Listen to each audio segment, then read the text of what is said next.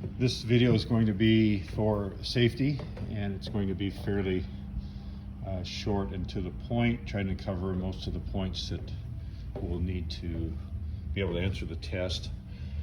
And it's certainly not an extensive list of safety items, but something I think we should have as kind of a baseline as we start out. And I'm just going to kind of go through my list. So it'll be somewhat random as we move around the shop. So we have the ability to weld with our wire feed welders, and they are going to, any welding is going to be producing fumes and gases, and you do not want to breathe those. We also have a soldering iron for assignments here, and use solder that's going to produce fumes as well, so you want to avoid that. Try to have some sort of ventilation where you're not sitting right over the top of the job and breathing it. Speaking of fumes, internal combustion engines, whether it's a small Briggs & Stratton or a large multi-cylinder engine, they're both internal combustion engines. They're going to produce carbon monoxide, CO. It's poisonous, tasteless, odorless, and it is deadly. So those engines, if they're ran in the shop, they need to be hooked up to our floor evacuation system. The switch is here on the wall for that. And we flip them on. Get that system there. Goes down into the floor. It's connected underneath the floor to these pipes. Covers flip back, and these pipes, exhaust tubes here, are used to go from the vehicle's tailpipe to the floor exhaust. Okay, so grinders.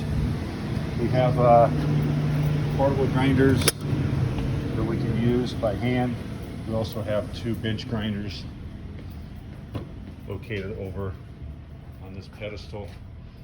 We have both ear protection and face shields available. You should really wear both. Safety glasses that we have on whenever we're in the shop. You should have safety glasses on, and I would add this shield for the double protection. When you're grinding, these grinding guards should be up. These are called tool rests, the flat part that you see here, and they should be within a 1/16 of an inch of the stone, and those look like they're adjusted up pretty nice, and they should be equal to the center of the stone for position. We also should have spark shields or guards on the top. As sparks follow the stone around and come back out, that's also needs to be in place to keep the sparks down. We have a battery area over here. If batteries are being charged,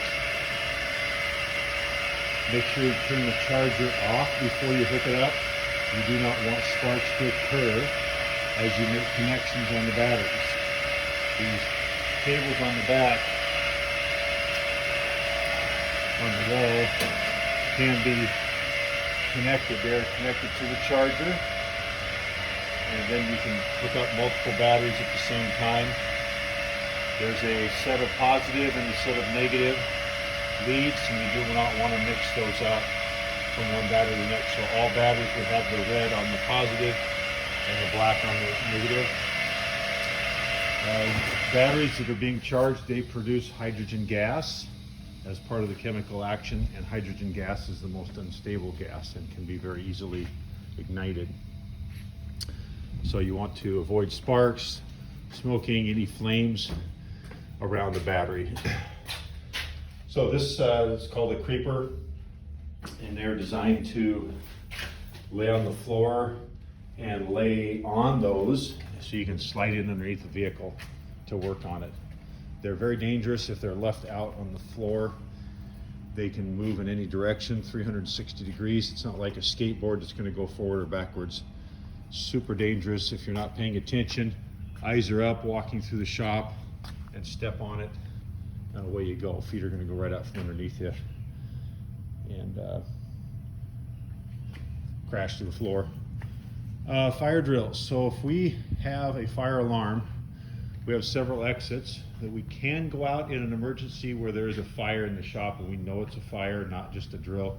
You've got an exit going out the back door. You have the door that we all come in and out of. That's the door we'll take for the fire drill.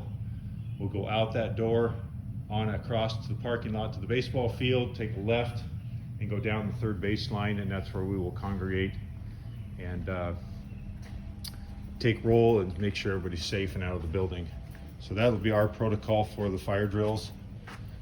That's our plan. There is exit doors in the back of the classroom. You can go through this door, and there's one kind of hidden. You can see the exit sign in green up over the top, and the other doors around the corner and out the back of the classroom. This door is an exit, but not directly. It goes into another classroom. So it's, as it says, not emergency, or for emergency to get out of this particular building, but, or I should say room. You're not going to get out of the building going that way. That just puts you in another classroom. Okay. Trying to keep this as short as I can and get through the list. Fire extinguishers. We have one to the left of the exit door going out. You go walk by it every day. Hanging to the left as you go out of the door. There's a fire extinguisher here on the west wall in the shop. So there are two in the shop. There are two others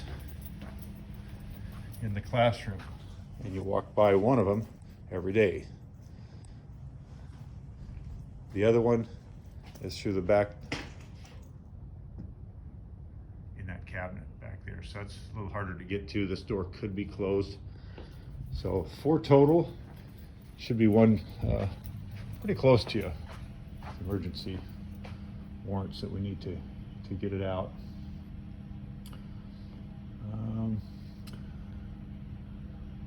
So we're going to be most likely making some noise. It's very easy. The compressor alone upstairs cycles and you can't hardly hear yourself talk. So we want to have ear protection available. You have the over-the-ear type of muffs, and you have the in-the-ear canal type of ear protection for that. 85 decibels is the kind of the benchmark. Anything over that, you should have ear protection on. Ear damage occurs and it doesn't repair itself, so you want to protect it while you have it. The rule is if you have to raise your voice to talk to somebody from 2 feet away, you're in an 85 decibel environment. The inner ear type will do a better job of deadening sound versus the over-the-ear muffs. So if you have a choice, the ones that you put in your ear, the correct way to install those, you reach over the top of your head with your left hand and reach over the top to your right ear, lift the ear up, and that opens up the canal, and you can then insert the earplug with your right hand. As I mentioned, welding, it's going to produce a bright light if you're using electric arc type of welding, which stick welding will. This is MIG, TIG, those are different types of welding that all produce ultraviolet light, just like the sun. And they will do the same thing to your eyes as the sun. They will damage your eyes and burn your retinas if you stare at it. So we want to use face shields, and they're welding helmets. I shouldn't say face shield. They're welding helmets that look like this, that have a darker lens on them. Then this is called an oxyacetylene torch set, and this does not put off ultraviolet light. So shielding still should protect your eyes, but it's not as damaging to your eyes. And these shields are less, the shading is less. So it's like wearing sunglasses versus a very, very dark shade. So still need eye protection. This, however, is not as dangerous to your eyes as this type of welder is.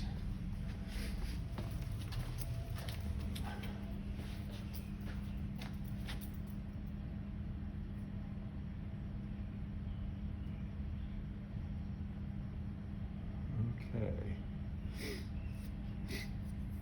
Safety glasses, I mentioned we do not want to wear tinted safety glasses in the shop. They should be clear lenses. They should have a Z87 marking on them. And we have a box in here, and this is what we're looking at, is this style. You can bring your own if you'd like to. And let's see if we can get in to view. What you're looking for is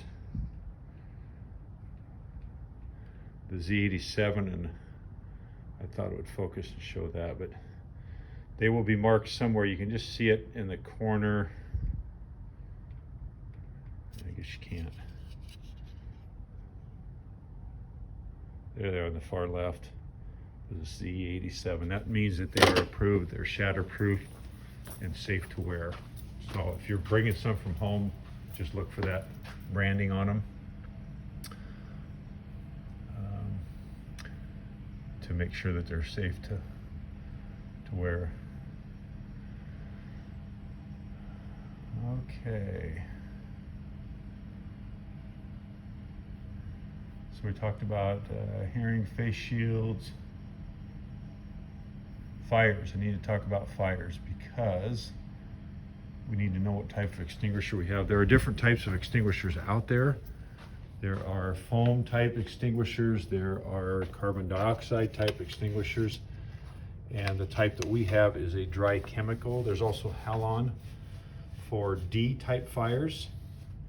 And this should say dry chemical on it to indicate what is actually inside the fire extinguisher. The other thing to notice on here is this will tell you what fires it's approved for. So this will work for an A, B, or a C fire. A is paper products, combustible materials. B is going to be liquids. So B fires would be probably fairly common for us to have with all of our oils, grease, gasoline, and types of liquids that we have here in the shop. C is electrical, so an electric motor that's on fire, some device that has electricity to it that's burning. First task in the C fire is to disconnect the power, unplug it, shut off circuit breaker, whatever you can do to get it disconnected. And here's also pictorials for the types of fires. A D fire, which this will not put out, that's why it doesn't have the D listed, is metals, and they burn a lot hotter. And halon is one type of fire extinguisher that I'm aware of that can be used for metal fires or D fires. And another area is K fires, like kitchen, grease, and fires that you'd normally encounter in the kitchen. So the process, I should mention too, the word PASS is the acronym for how to operate it. You pull the pin at the top. This is to stop these handles from squeezing together. Rip the pin out, and which these plastic ties, safety ties, are there just to hold it momentarily so it doesn't just fall out. You have to rip it free. Point the wand or the nozzle or the hose here at the base of the fire, like they're showing here, approximately 10 feet back. Squeeze the handles and it should spray the extinguishing agent. So showing you here, pulling the pin, aiming, getting your distance, not at the top but at the bottom of the flames, and then you squeeze it to apply it.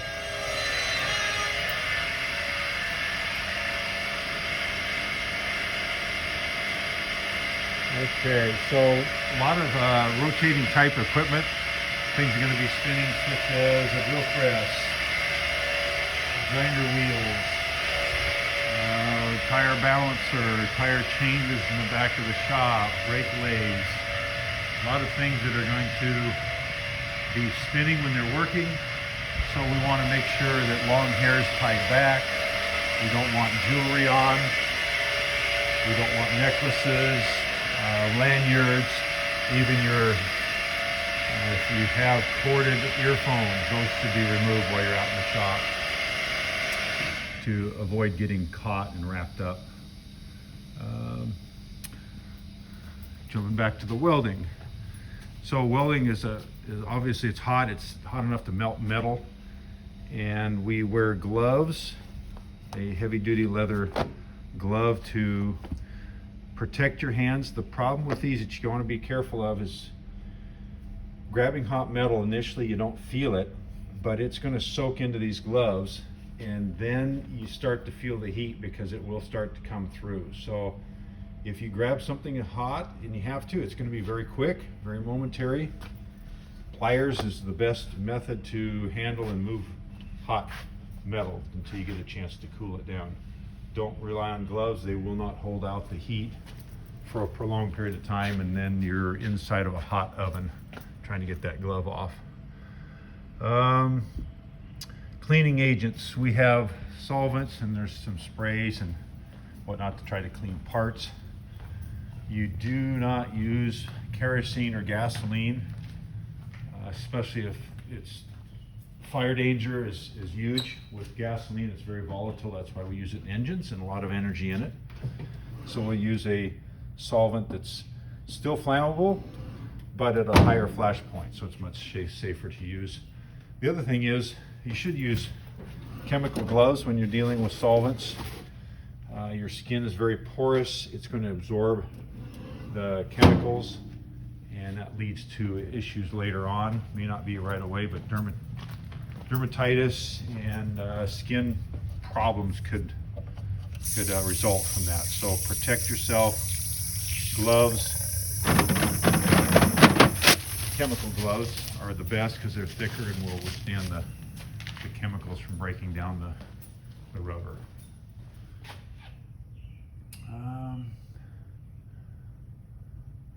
Clothes. For clothes, whether it's shop coat or coveralls or just clothes in general, you want to have them loose enough to be comfortable and yet not so long that they're going to, or dangling that they would get caught. You do not want pants that have cuffs, because you roll the pants up and now you've got a chance for sparks to get in there and catch fire. But you want to be comfortable in your clothes. They need to be fit loose enough that they're allow free movement. Talked about jewelry, sneakers, shoes. You definitely need your toes covered. We're not required to wear metal-toed shoes, but they should be tough enough material that you're going to protect your feet from things falling on them, and upper soles that protect you from being, poked or gouged or cut. We have some items in the shop that are pretty heavy, can easily fall. This is strictly just laying here. Friction's holding this on the press, so if it gets pushed off and you're standing there, right on the toe it goes. So open-toed shoes are definitely a no-no. Some companies will require slip-resistant soles. They're not going to break down due to acid and chemicals, and still maintain a good traction when the floors get wet. These will get wet from time to time, and can become very slippery. And then your uppers to protect your ankles and feet.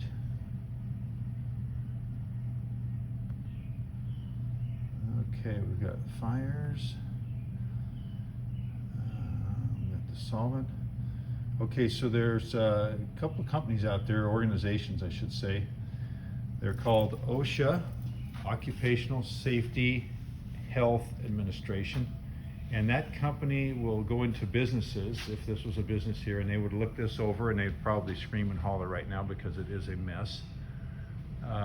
They're gonna watch for like walkways. You see the yellow line there? That would be a stripe to not allow anybody to put anything in the walkway. They're gonna check to make sure fire extinguishers are accessible, and they're gonna make sure that they're charged up. So the idea behind that is to protect the worker by having a safe environment, and safety straps for roofers and people that are up on heights to keep them from falling and breaking their neck. So they're monitoring the building and facilities. That's their job, is to protect workers. The story that I usually use is this was back several years ago, I believe, and it was a company that had, I think it was like a chicken processing company. They had a problem with workers taking a break, going out the back, and just taking a break, smoke, whatever they wanted to do. And so they went and chained the door shut so the people could not get out the back to take their break. Well, what happened was the door was chained shut, fire breaks out in the building, people run to the back because that was an exit, and it's locked, chained up, they can't get out, and they ended up losing, several people died in that fire. So it's that type of stuff that the OSHA is trying to prevent from happening. There's another company or organization that's watches out for the environmental part of it. It's called the EPA, Environmental Protection Agency. And their job is to make sure that we're not doing things that's harmful to the environment. We take care of the oil, and we recycle the oil, so we don't just go out and pour it down the drain. We recycle coolant, like used antifreeze, coolant. So they're there to protect the environment from businesses from polluting. Court cases where people are dumping waste in toxic dumps and stuff like that. That's what the EPA is there for, is to try to protect that. Us from ourselves, basically. Okay.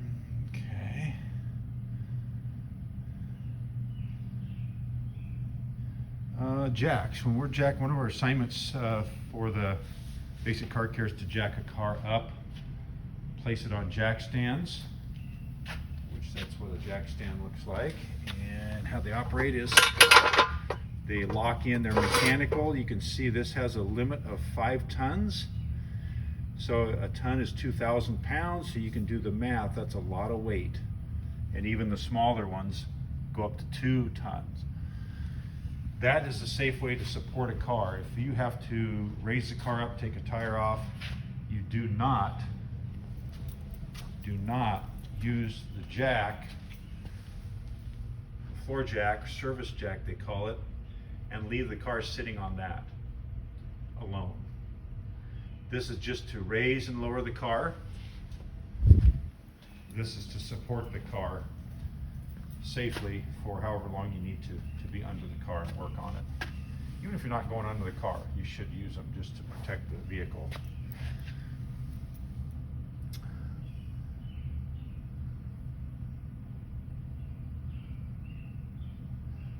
So, kind of wrapping this up, it's our job really to protect ourselves in the shop and have a safe mentality, a safe working mentality. I didn't mention that the rags, when rags are used, especially if they have oil and grease on them, should go into these cans here. We separate them out for the red and the blue ones. And then we want the lid to be able to close. If they're just wet, it's not that big of a deal. Water or dust, then they can go into this basket. But if they've been soaked with oil or grease of some kind, then they want to be put in the cans so there's no oxygen getting to them. There's a process called spontaneous combustion that when exposed to oxygen, they will actually ignite. They'll get hot enough to ignite and burn. So you definitely don't want to just throw them in a pile. And I'm telling you this for home, because you could end up burning the place down. So I think we are covered with that. Hope this covers it. If not, then I'll have to add a little supplement to this, but this is to get us going and get us through the safety test. So we have like I said, a basic starting point, and then we'll just, safety's ongoing. Guys, we never stop trying to be safe and protect yourself and those around you and the facility. So we have something to go to school in tomorrow. Okay, good luck.